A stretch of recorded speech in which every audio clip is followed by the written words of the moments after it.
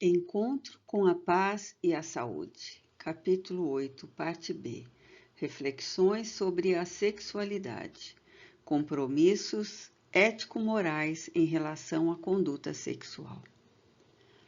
Os saudáveis relacionamentos sexuais favorecem o equilíbrio emocional entre o ego e o self, proporcionando real alegria de viver.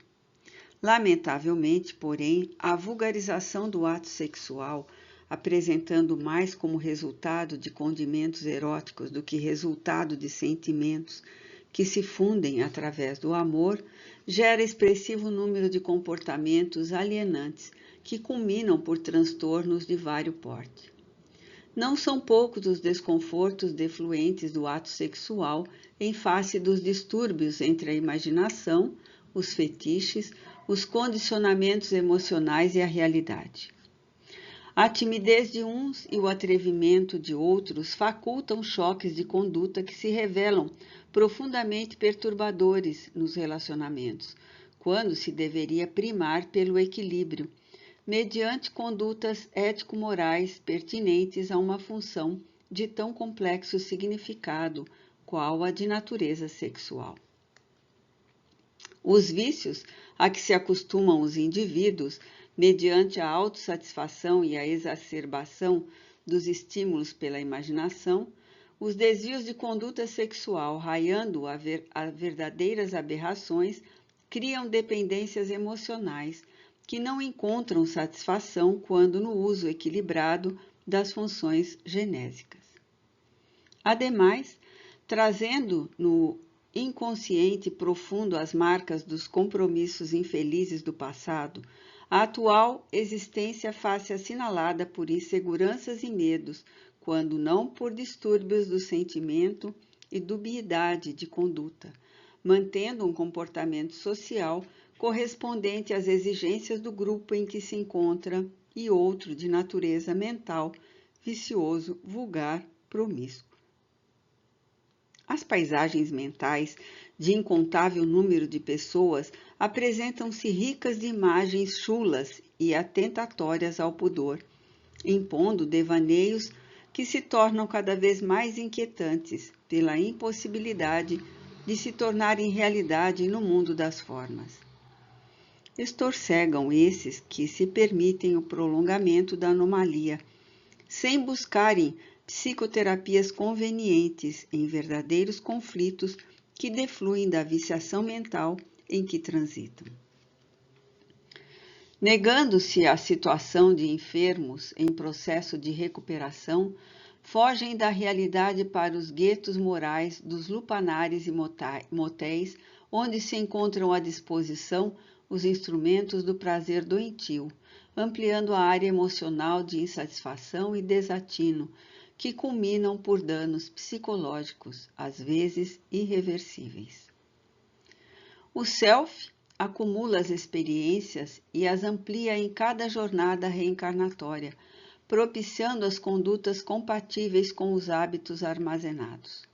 Por essa razão, cada qual vivencia aquilo a que está acostumado, embora deva buscar a renovação e aprendizagem de novas experiências que conduzam à saúde moral e física, mental e emocional, para a qual a função sexual desempenha um papel de significativa importância.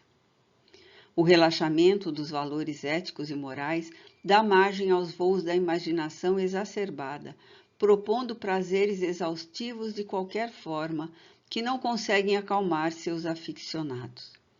Quanto mais se vulgarizam os atos sexuais, mais necessidades falsas se apresentam para o seu atendimento. Por isso, que a lamentável contribuição da pornografia com todos os seus derivados torna-se de resultados danosos ao saudável relacionamento entre dois indivíduos, masculino e feminino. Certamente, não se torna necessária qualquer técnica de castração de impedimento à realização sexual. Nada obstante, a liberação exagerada e os ingredientes que são oferecidos para os bons resultados são mais morbosos do que salutares. O sexo deve ser considerado como órgão proporcionador de alegria, mas também de funções específicas, aquelas que lhes são pertinentes e não apenas de prato apetitoso de gozos infindáveis. Não é, portanto, o sexo que aturde o indivíduo, mas a sua mente e conduta depravada que o levam ao desvario. Como justificativa para a alucinação que toma conta de grande parte da sociedade, facilitam-se as condutas sexuais conforme os padrões de cada pessoa, dando lugar aos abusos da função e aos desvarios da prática. Tudo quanto violenta a natureza em si mesma, nas suas construções e apresentações, nas suas finalidades orgânicas, transforma-se em motivo de desordem, afetando o ser humano de maneira significativa. O sexo foi colocado a serviço da vida e não esta a sua servidão. O ser humano, possuidor de inteligência e de consciência, dispõe de mecanismos superiores para o trânsito evolutivo pela área da razão, utilizando-a para a vivência equilibrada das funções de todos os órgãos, em vez da exaltação e preferência de um deles, em detrimento dos demais. Decorre desse abuso o exaurimento de energias, a saturação do tipo do prazer experimentado, o desinteresse emocional pela vida fora dessa única realização, o tédio existencial, fugindo-se então para o alcoolismo, a drogadição, a revolta. Quando se descamba no rumo das dependências referidas, começam a degradação da personalidade, a instalação de transtornos depressivos profundos, de alienações da realidade, até o momento infeliz do surto, em que empurra para o suicídio ou para o homicídio. Por outro lado, a vivência desregrada pelo abuso sexual ou pelo seu uso indevido, antiético, já é uma forma de distúrbio de conduta e uma indireta opção, mesmo que inconsciente, às vezes pelo suicídio a que se lança o paciente. A vida é rica de objetivos elevados, cabendo ao self estruturar-se de forma que a sombra escura ceda passo à claridade do discernimento das finalidades existenciais, além da eleição de uma área de comportamento especial.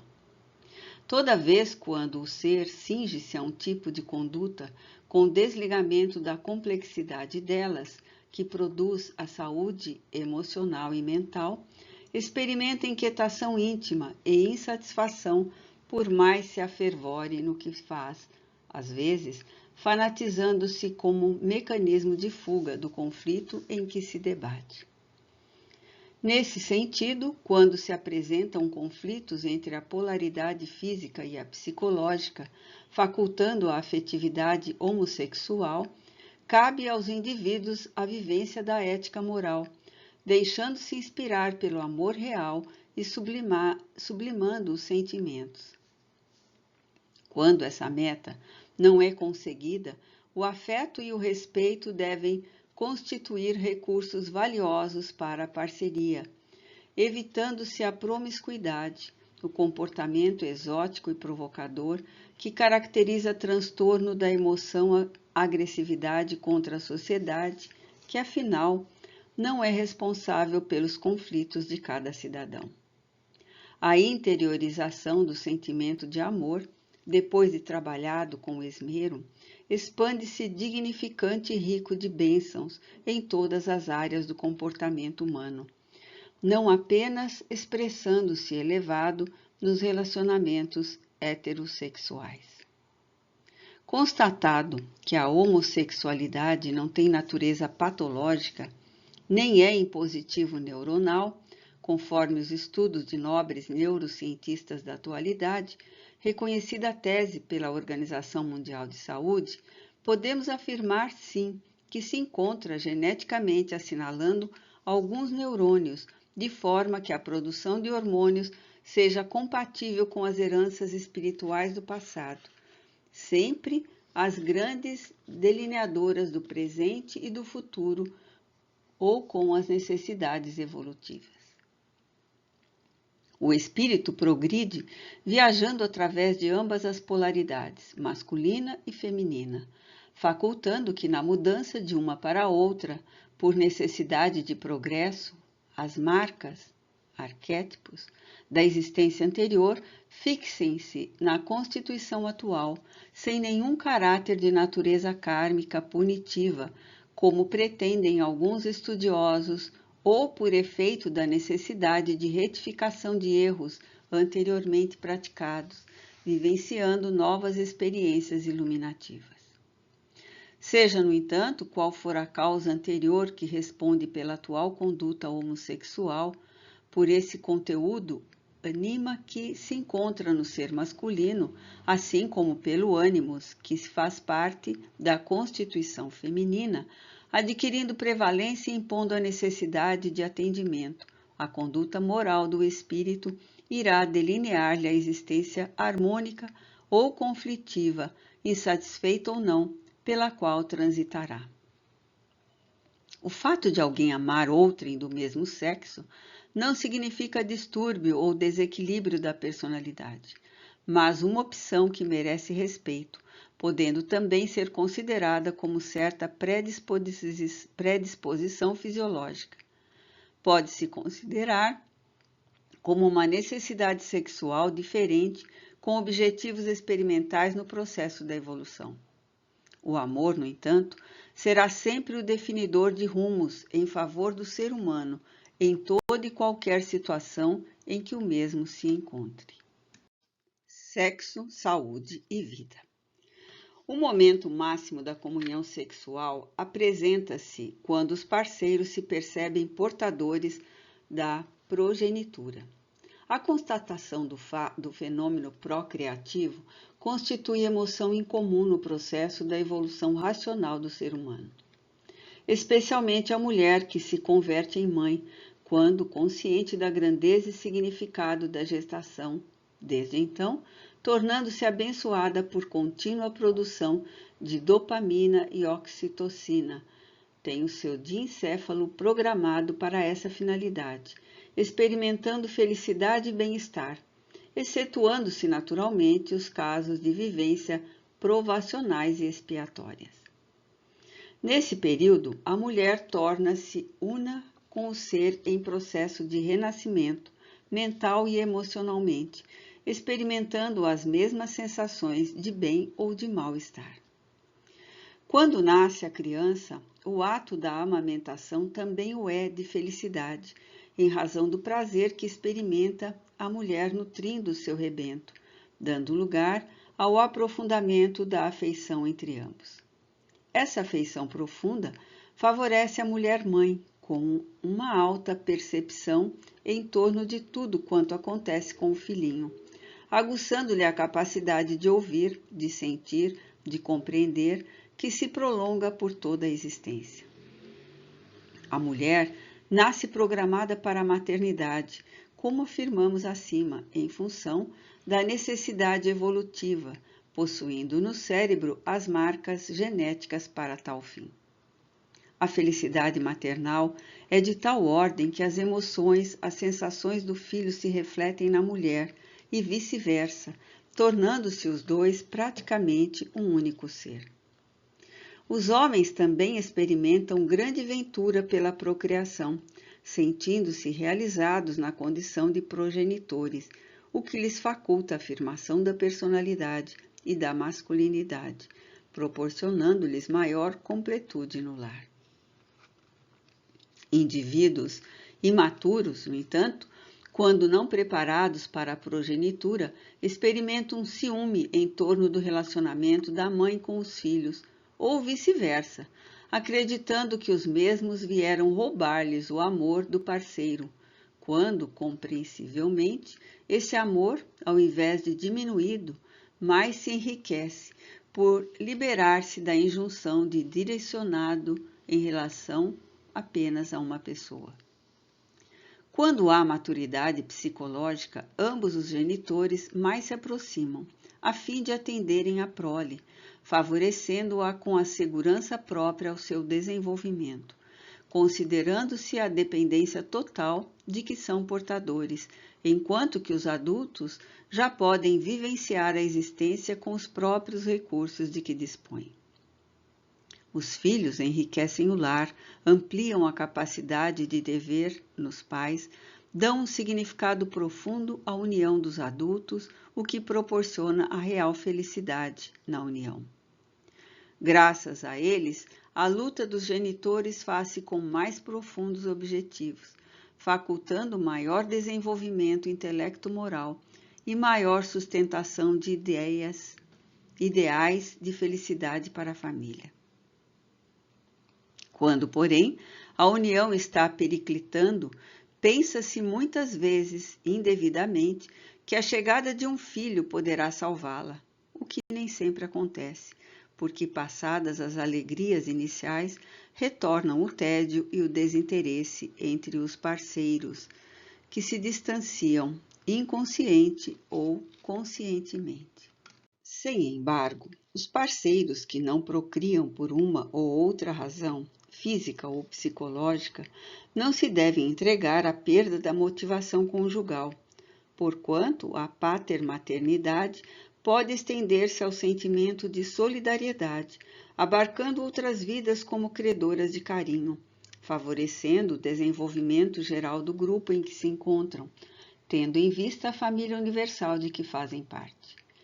Não somente através da procriação biológica pode-se experimentar o inefável prazer-se de ser pai ou mãe, mas também mediante a adoção do sentimento humanitário, artístico, cultural e espiritual. O bom direcionamento da mente em favor dos ideais favorece a existência como uma forma de maternidade ou de paternidade feliz, que estimula o prosseguimento existencial enriquecido de alegria e de bem-estar. O sexo, portanto, a serviço da vida, é portador de saúde comportamental que se expande na emoção e no psiquismo. Uma vida saudável, sexualmente, responde por sentimento de alegria e de bem-estar, ampliando as áreas dos relacionamentos sociais e idealísticos em que se encontram as criaturas. Vale, porém, sempre ressaltar que o sexo deve ser exercido com a valiosa contribuição do amor, que estimula a produção dos hormônios propiciatórios ao prazer e ao equilíbrio, sem a pressa dos indivíduos psicologicamente irrealizados, tanto quanto daqueles que, saturados de experiências bizarras, esperam satisfação apenas orgânica, sem a contribuição da emoção planificadora.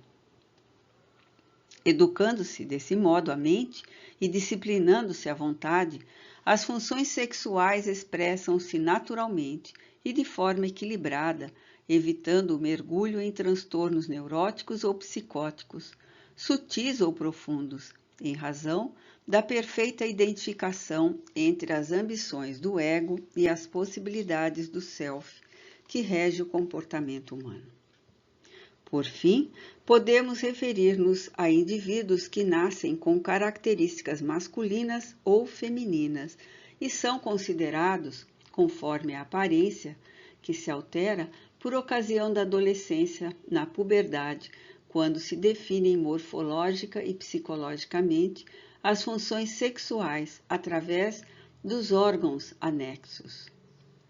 O fato demonstra que no cérebro estão gravados em áreas próprias para a função e a fisiologia sexual, desenvolvendo-se de forma própria e independente.